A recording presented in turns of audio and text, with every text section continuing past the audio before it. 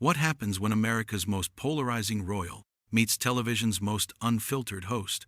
You won't believe what unfolds when Meghan Markle sits down with Andy Cohen for what was supposed to be a career-defining interview, only to have it explode into one of the most shocking confrontations in late-night television history.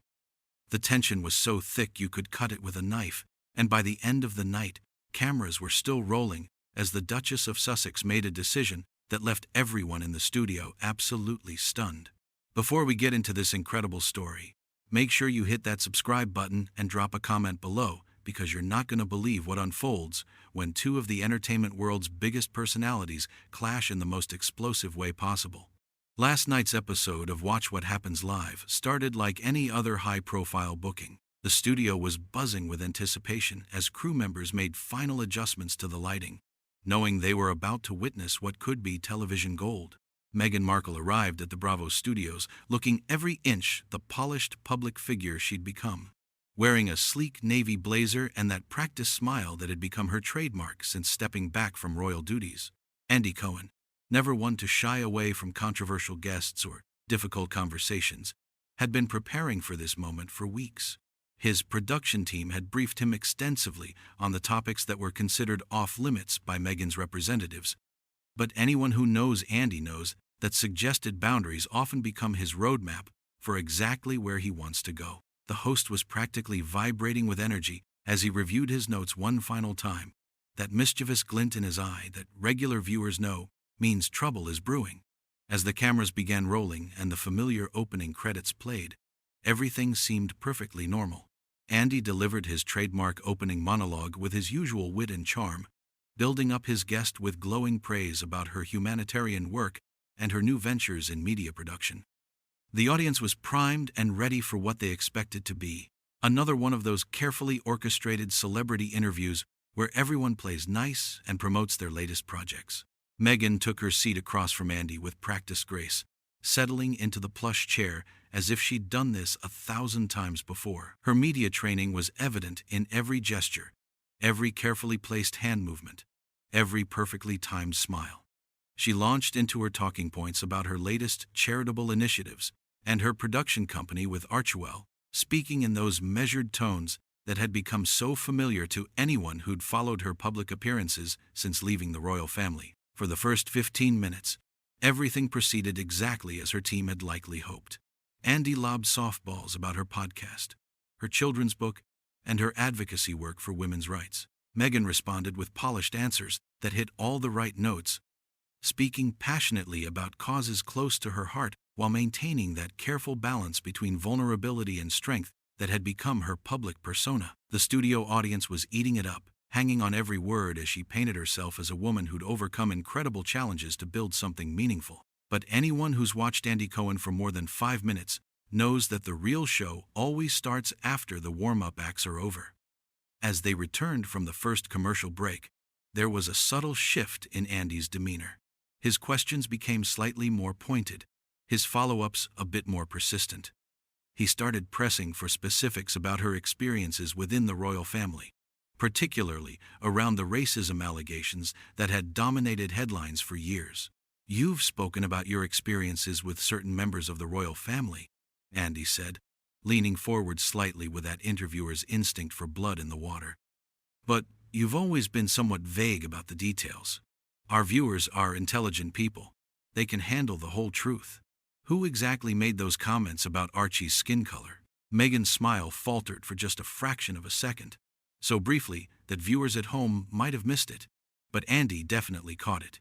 Her media training kicked in immediately as she deflected with practiced ease, talking about the importance of having difficult conversations about race while carefully avoiding naming names. But Andy wasn't about to let her off that easily. "That's a very diplomatic answer," he said with a slight edge creeping into his voice. "But you and Harry dropped a pretty serious allegation on one of the most famous families in the world. Don't you think the public deserves to know which member of the royal family you're actually talking about? Or was this perhaps a case of something being taken out of context?" The temperature in the studio seemed to drop several degrees. Meghan shifted uncomfortably in her seat, her carefully maintained composure beginning to show the first hairline cracks. Her publicist, watching from the wings, looked like she wanted to throw herself between her client and the cameras. This was clearly veering into territory that had been marked as absolutely forbidden during the pre-interview negotiations. "Andy, I think you're mischaracterizing what happened," Meghan replied, her voice taking on a slightly defensive tone that sharp-eared viewers would definitely notice. "Harry and I were very clear about the context of those conversations, and we've always maintained that healing and reconciliation are more important than rehashing old wounds." But Andy Cohen didn't become one of television's most successful interviewers by backing down when things got interesting. If anything, Meghan's obvious discomfort seemed to energize him, like a shark sensing blood in the water.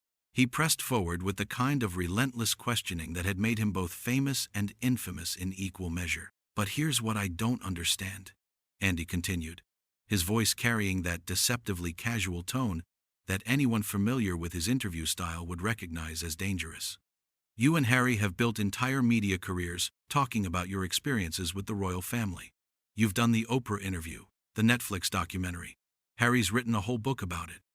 You've monetized this story in every possible way, but when it comes to providing actual specifics that would allow people to make informed judgments, suddenly it's all about healing and moving forward." The question hung in the air, like a challenge thrown down at high noon. Meghan's jaw tightened almost imperceptibly, and for the first time since the cameras started rolling, her mask of perfect composure began to slip in a way that couldn't be hidden.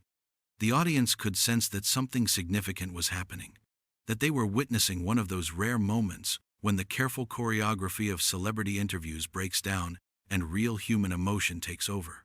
What happened next would change the entire trajectory of the evening, setting in motion a confrontation that would leave both host and guest changed forever, and giving viewers a front-row seat to one of the most dramatic meltdowns in television history. The silence that followed Andy's accusation stretched on for what felt like an eternity, but was probably only 3 or 4 seconds in real time. In television terms, that's a lifetime of dead air that every producer in the control room was undoubtedly panicking about. But Meghan wasn't thinking about television pacing or audience retention in that moment. The careful mask she'd worn throughout her public life was beginning to crack under the pressure of Andy's relentless questioning, and everyone in the studio could feel the shift happening in real time. "I'm sorry. What exactly are you implying?" Meghan finally responded, her voice carrying a sharp edge that hadn't been there moments before. Gone was the practiced warmth and diplomatic doublespeak that had characterized her answers up to this point.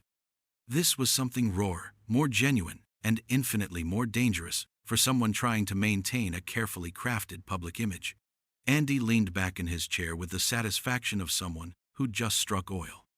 This was exactly the kind of authentic moment that made for compelling television. The moment when all the media training and PR coaching falls away and viewers get to see who someone really is underneath all the polish. He'd been doing this long enough to know that he was on the verge of something special, something that would have people talking for weeks.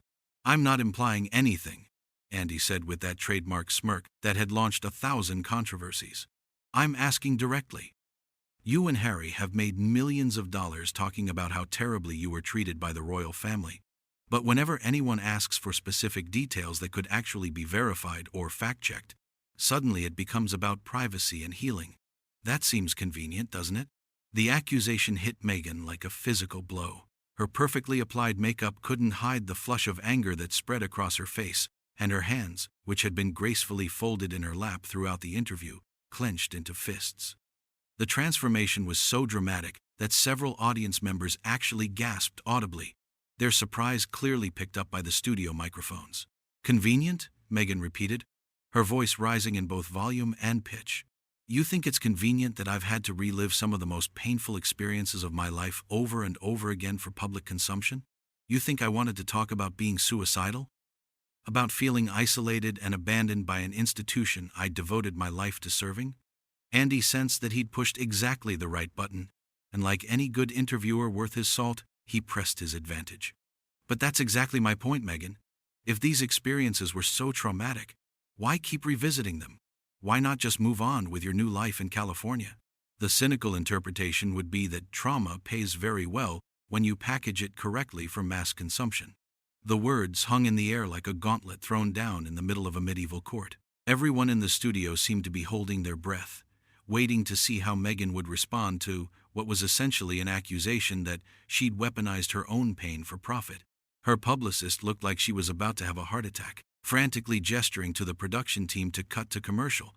But Andy's people were having none of it. This was television gold, and they weren't about to interrupt it for anyone. "That is absolutely disgusting," Meghan shot back, her voice now trembling with barely contained rage. "You're sitting there in your privileged position, having never experienced anything like what I went through, and you have the audacity to suggest that I'm somehow profiting from my trauma. Do you have any idea what it's like to have an entire institution turn against you? To have the press vilify you daily while the people who are supposed to protect you throw you to the wolves?" Andy wasn't backing down. If anything, her emotional response seemed to embolden him further. "But you're not answering the question, Meghan. You keep talking about these terrible experiences, but you won't provide any specifics that could actually be independently verified. You won't name names. You won't give dates. You won't provide any concrete evidence. How is the public supposed to evaluate these claims when you keep everything so vague?" "Evidence?" Meghan's voice cracked with emotion and disbelief. "What kind of evidence do you want from me, Andy? Should I have been recording private conversations with my family members? Should I have been taking notes during what I thought were confidential discussions? The fact that you're even asking for that shows how little you understand about how these institutions actually operate." The confrontation was escalating at a pace that even Andy seemed surprised by. What had started as pointed questioning was rapidly evolving into something much more personal and vitriolic. Meghan was no longer the controlled, media-trained royal she'd presented herself as for the past several years. This was someone pushed to their absolute breaking point, and the result was television unlike anything viewers had seen before. "Look, I understand you're upset," Andy said, though his tone suggested he was anything but sympathetic. "But you and Harry have made very serious allegations against one of the most respected institutions in the world. The royal family has served Britain for over 1,000 years, and you're essentially calling them racist based on one conversation that nobody else can verify. Don't you think that deserves some scrutiny?" That was apparently the final straw. Meghan stood up so quickly that her microphone pack fell to the floor with a sharp crack that echoed through the studio. Her face was flushed with anger, and her hands were visibly shaking as she pointed directly at Andy, all pretense of royal composure completely abandoned. "How dare you?" she practically shouted, her voice carrying across the stunned studio audience. "How dare you sit there and defend an institution that systematically destroyed my mental health? That refused to protect me from racist attacks in the media? That literally drove me to the point where I didn't want to be alive anymore? And you want to talk about their 1,000-year legacy as if that somehow excuses their treatment of me?"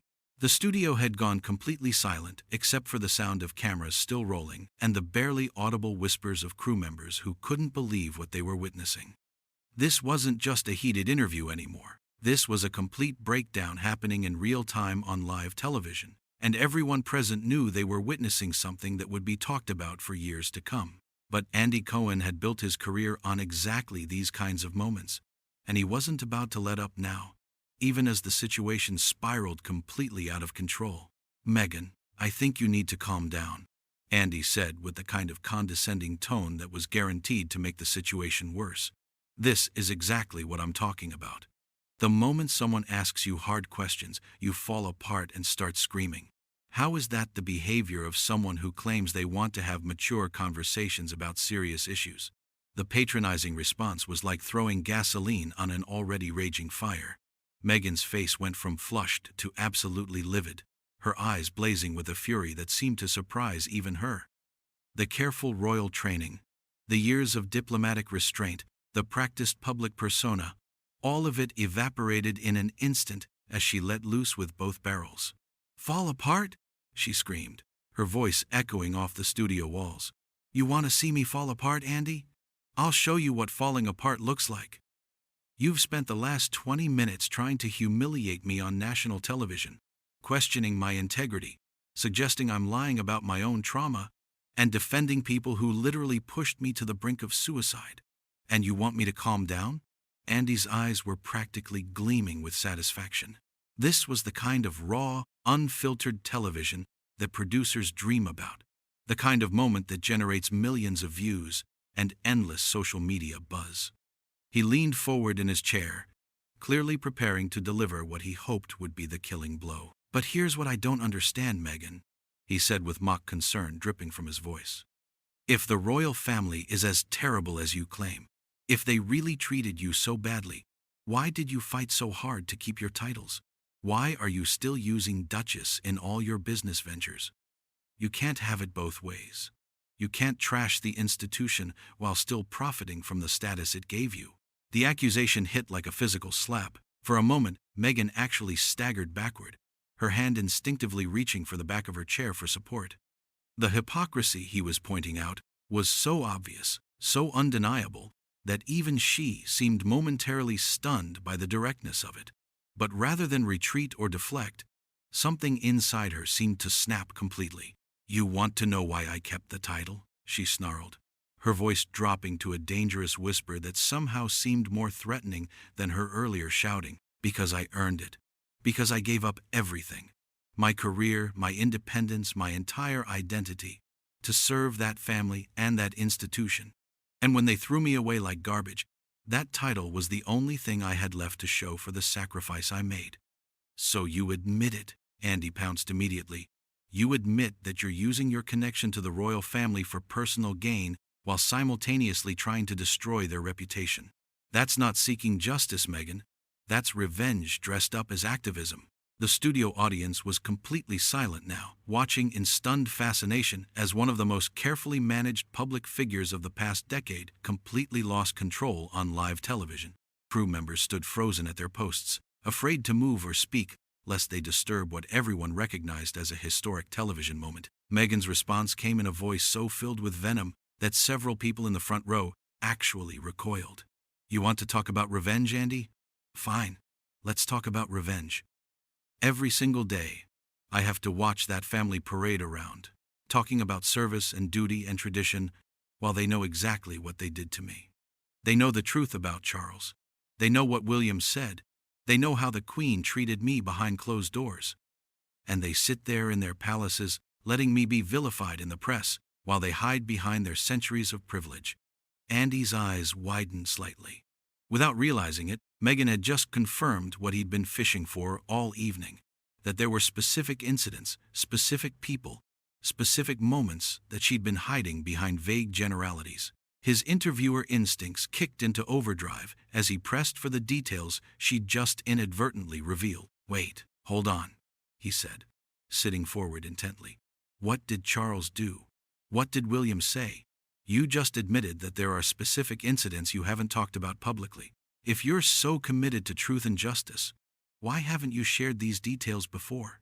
The realization of what she'd just revealed hit Meghan like a freight train. Her face went white as she understood that in her rage, she'd potentially exposed secrets that could destroy relationships and reputations on an international scale. Her media training kicked in for just a moment, and she tried desperately to backtrack. I wasn't saying," she stammered. But Andy cut her off immediately. No, he said with the ruthless efficiency of a prosecutor who'd just gotten a surprise confession. "You can't walk that back now, Meghan. You just admitted that you have specific information about specific members of the royal family that you've been keeping secret. Our viewers deserve to know what you're really alleging here." The moment of vulnerability passed quickly, replaced by something much darker and more dangerous. Meghan's expression hardened into something almost unrecognizable from the poised woman who'd walked onto the set an hour earlier. When she spoke, her voice was filled with a cold fury that sent chills through everyone present. "You know what, Andy? You want the truth so badly? Here's your truth. You're a middle-aged gossip peddler who makes a living destroying people for entertainment. You hide behind the pretense of journalism, but you're nothing more than a vulture feeding on other people's pain. And the fact that you can sit there and defend an institution that protects predators while attacking their victims tells me everything I need to know about what kind of person you really are." The personal attack caught Andy completely off guard. For the first time all evening, his confident smirk faltered as Meghan turned his own tactics against him. But he recovered quickly, his voice taking on a dangerously quiet tone that regular viewers would recognize as a sign that he was truly angry. "That's rich coming from someone who's made a career out of playing the victim," he shot back. "You've weaponized your own suffering and turned it into a multi-million-dollar industry. You talk about protecting victims while you destroy anyone who questions your version of events. At least I'm honest about what I do for a living." "Honest?" Meghan laughed, but there was no humor in the sound. "You want honesty, Andy? Here's honesty. This interview is over. I'm not going to sit here and let some failed reality TV host lecture me about integrity while you profit off my trauma for your ratings." She ripped off her remaining microphone equipment with such force that the wires sparked, throwing the entire mess onto Andy's desk with a crash that reverberated through the stunned studio. The gesture was so dramatic, so final, that even the experienced camera operators seemed taken aback by the sheer theatricality of the moment. "This is what accountability looks like," Meghan declared, her voice carrying clearly across the silent studio, without any amplification. "This is what happens when someone finally refuses to play your sick little games. You can edit this however you want, spin it however serves your narrative, but everyone watching will have seen exactly who you really are." Andy stood up as well, his own composure finally cracking under the pressure of the moment. "And they'll also see exactly who you are, Meghan, a manipulative narcissist who can't handle being challenged on anything without having a complete meltdown." But Meghan was already walking away, her heels clicking sharply against the studio floor as she headed for the exit. Just before she reached the door, she turned back one final time, her voice carrying across the entire studio with devastating clarity. "Enjoy your ratings, Andy. I hope they're worth what's left of your soul." And with that, she was gone, leaving behind a studio full of stunned crew members, shocked audience members, and one very rattled talk show host who was slowly beginning to realize that he might have pushed things too far this time. The cameras kept rolling for several more seconds, capturing Andy's bewildered expression as he tried to process what had just happened and figure out how to salvage what was left of the show. The most explosive celebrity interview in television history was over, ending not with carefully orchestrated publicity but with the complete destruction of two carefully maintained public personas. Neither Andy nor Meghan would ever be quite the same again, and viewers had witnessed every devastating moment of their mutual annihilation.